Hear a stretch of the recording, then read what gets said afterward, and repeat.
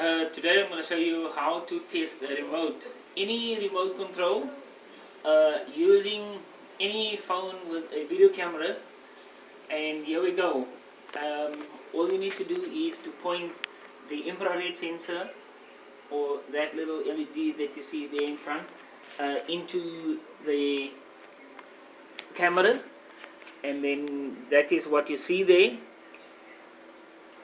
And as you can see, I'm bringing it forward and press any button on the remote to see if all the functions is working, and that is it. And this is going from Creative Electronics. And if you need any other electronics advice or testers, homemade testers, please contact us at www.creativeelectronics.co.za from South Africa.